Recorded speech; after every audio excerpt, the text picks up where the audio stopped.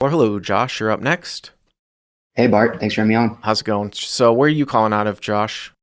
I'm in Austin, Texas. Austin, Texas. And is this hand played at the Lodge or something like that, or TCH or Yeah, it is at the lodge. the Lodge? All right. What's the game size?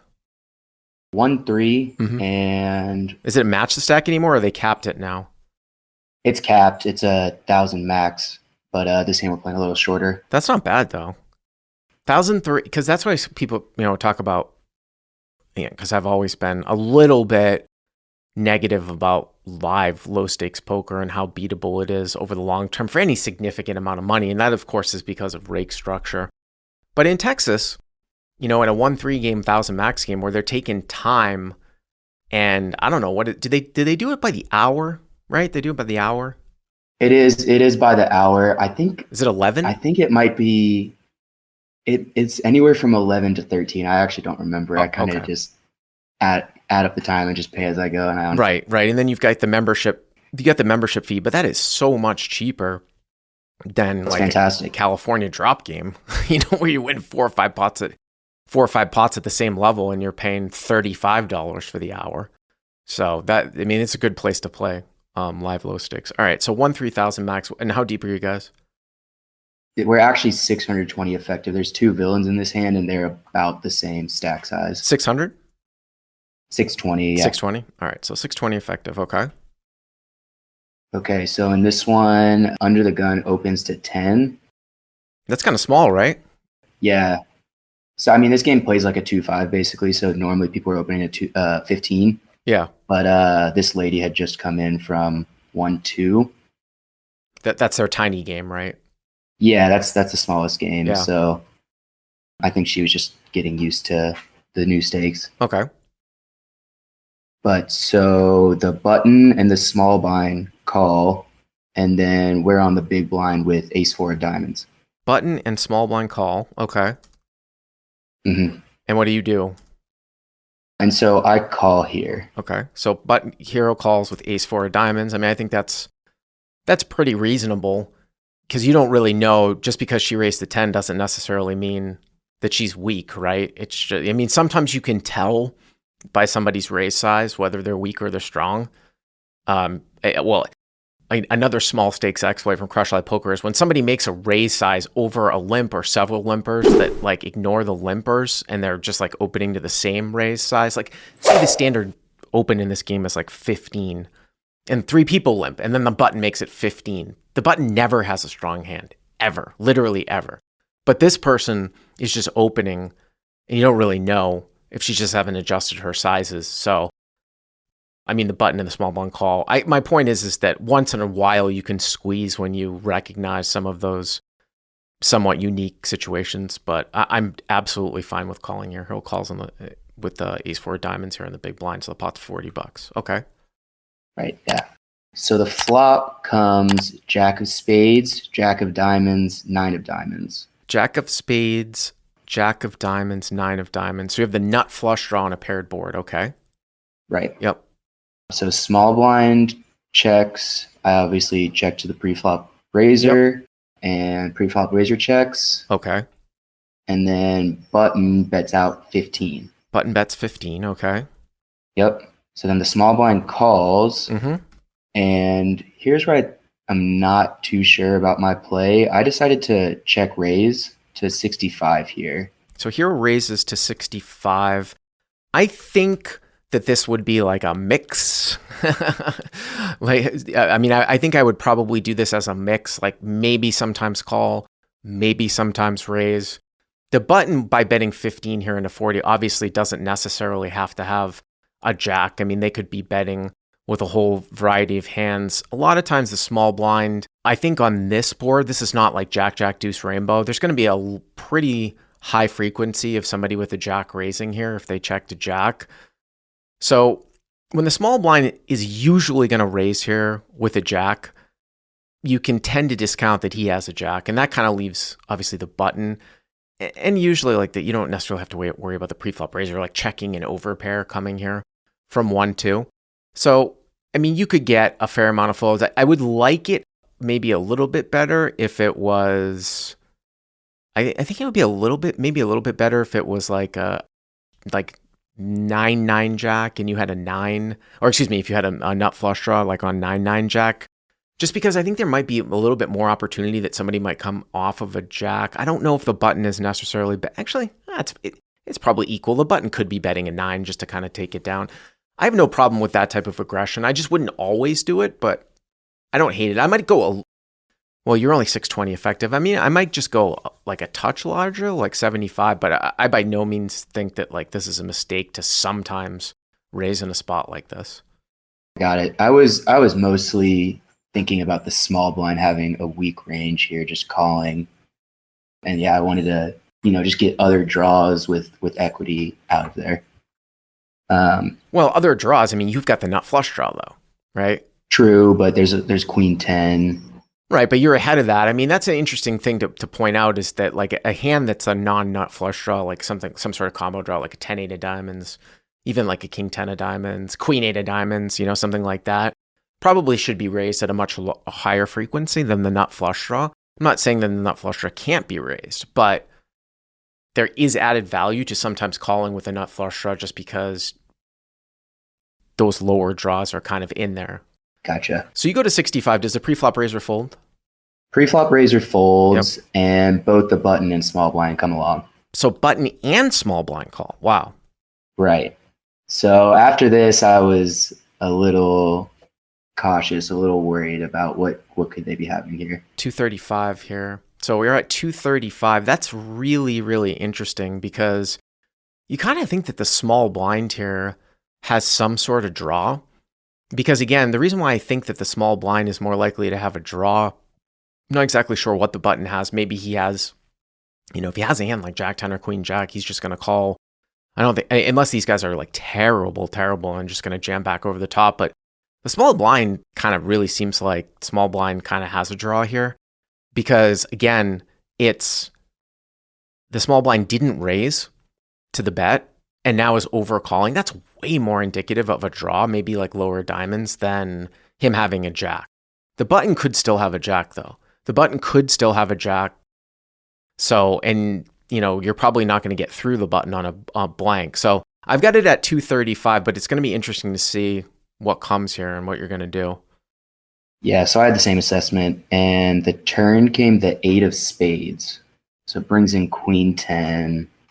Right, so it's Jack 9 with 2 diamonds. Remember, hero check raised the flop out of the big blind against a field better. The button bets, small blind calls. Turns the 8 of spades. Hero has ace 4 of diamonds for the nut flush draw. Turns the 8 of spades. So now that brings in queen 10. That's probably not the best card for you, just because. That's what I was thinking, yeah. Yeah, maybe the small blind, maybe that's one of the draws the small blind has. And also, too, it could be something that the button might have here, too. And I still don't think you're getting through queen jack, king jack, Jack 10. So I think if it got checked to you, I would check here and see what's going on. Maybe you get to see a free card and see what the button does here. Yeah, so the combination of getting 2 callers on the flop and then didn't love this card. Small blind did check, and I checked I like as that. well. I like that play. Hero checks. Okay. Yeah. But so now the button decides to bet 125.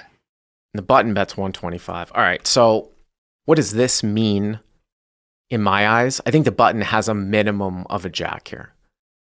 There is no hand that the button is, because when you take a look at this, if the button, say for example, the button had like lower diamonds or something like that, right? King 10, or peeled you with like king 10 of spades, some other draw that's not queen 10 here, he's going to take a card because I think he's going to be scared of the small blind. If I put myself in the button spot and I had some other draw, like say, I'm trying to kind of think like, I don't know, say he called with like king 5 of diamonds or something like that, because it's just a $10 open, some other diamond draw. He's going to take a card with this action when the small blind here has overcalled. And it's because the small blind's in the hand. It's kind of a truth serum type of thing. So when he doesn't take a card here and he bets, he has to have a minimum of a jack. Now, he could have queen 10, he could have pocket 9s, but it's a minimum of a jack here. I don't think a jack is going to check through that much scared of queen 10. I still think a jack bets, but he has to have a minimum of a jack here. Yeah, I agree. And so now the small blind calls the 125. All right. Wow. So button bets 125. Small blind calls. So, wow. So now the pot is 485 and it's 125 for you to call. Is that right? It was 235 on the flop, right? 125. So it's 485, 125 to call. So you're almost getting an immediate price. You're almost getting 4-1 with your diamond draw here, but the board is paired. Obviously, the board is paired. Now, when I take a look at is an 8 like as bad as a card as like a queen or a 10? No, I don't think it is, because you're not going to have as many full houses with a jack kicker. So obviously it can be somewhat treacherous to call, on a paired board given this action. I guess there's an off chance the small blind could be sort of sandbagging something, but I honestly think you're getting a little bit too good of a price here to fold, getting almost the direct odds. Now, if the button had bet like 225 and the small blind had called, I think at that point, you probably fold out. But here, getting like 4-1, you just have to like kind of approach it with a little bit of caution heading to the river, although you guys aren't all that deep. But I would still have a little bit of a hard time folding getting this price here. Yeah, the price was too good. I thought, there was a chance I could hit my flush, get value from a smaller flush, or yeah, if somebody's got queen 10, and then if a diamond comes in and it's not, someone has a jack and it's a small diamond, they're not going to be full. So you call? Yep, I called. All right. So now the pot is just over like 600, maybe it's like 610 or something like that. And then everybody starts 620 effective. So you probably effective stacks are somewhere between like right around 450 to 475, something like that. Yeah, I had a 610 in the pot, and I think there's 420 left in the stacks. 420. Okay, I have a little bit more starting at 620, 125, and because you made it 65. Okay, so 420 left. Yep, that makes sense. All right, so what's the river here? So river's a 3 of diamonds. Okay, well that's a good diamond for you as opposed to like the 10 of diamonds or something like that, or the queen of diamonds. Yeah, I felt pretty good about it. And then the small blind just jammed all in. So small blind jams all in for 420. Yep. And you've got the guy behind you. Yeah. People are shouting, fold turn, reverse implied odds. Reverse implied odds, of course, that's a term that it's not a complex term, but I see it misunderstood quite a bit. Reverse implied odds, and I did not make this one up, just means like the chances that you hit your hand and you're not good. So if someone flop 9's full here and you are continuing to call with the implied odds of a draw, or just with the direct price of a draw, and you hit and it's no good. That's what reverse implied odds are. So there's reverse implied odds in this situation by calling. Now, if I got here like this, though, again, like this is much, much different. I mean, I feel like if it was a 10 of diamonds, the queen of diamonds, maybe to a lesser extent like the king of diamonds, this would be a much more difficult spot for me, because then I have to be concerned that the button might have a boat here as well. Now, obviously, the small blind can have a boat here too, but the small blind could also have smaller diamonds here. So when the small blind plays it like this, he's either already had sandbagged like something, like some sort of super thick value. But I don't even know if the small blind slow plays like 9-9. Like, this is like jack 9 or something like that. But remember, like the button bet the turn, so the button's going to have a jack plus. So in order for the small blind to have just something absolutely crazy, it would almost have to be like jack 9 or literally like jack 9. Sometimes 9-9 will raise off or put some money in at some point. So I would be surprised for the small blind to have 9-9 here. So it would really have to smack the small blind with a boat with jack 9. So if you tend to sort of discount the boats on the small blind side, I mean, I know it's possible, and he's going to have some smaller diamonds. Now you got to look at the button and be like, well, what are the chances the button here has a boat? And again, yeah, it can be jack 9 and pocket 9s and some jack 8, but he also can have a jack here too, as played. And that 3 of diamonds is definitely probably one of the best diamonds that you can get here at the end. I feel like, low diamond. So I think if I got here like this, I'm probably going to call.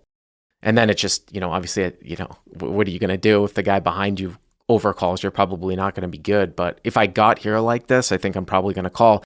And again, I go back to the fact that I think the small blind puts money in with 9-9 before this. I think the small blind raises off a non-full jack before this. So the only boat the small blind has here, I feel like, is a jack 9. So, but the small blind also has smaller flushes here too. So, what did you do here? Yeah, so I ended up calling, and the button folded behind, which was that's the good outcome for you. that I thought I was looking for.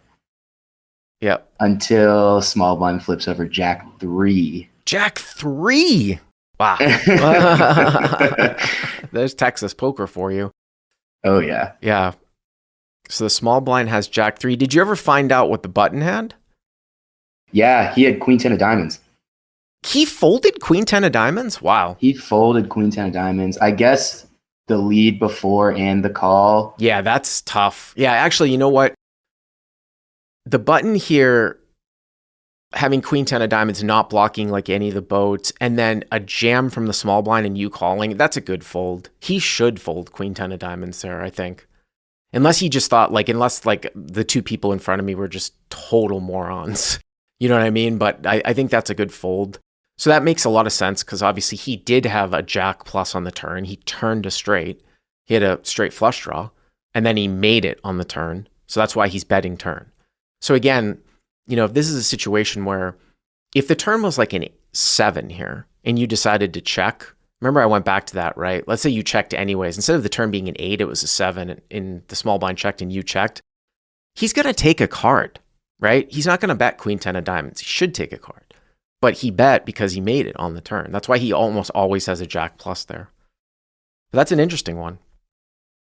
Yeah, it was pretty crazy. Button has queen 10 of diamonds. Folds. Button folds queen 10 of diamonds. All right. Thank you very much for the call. Appreciate it.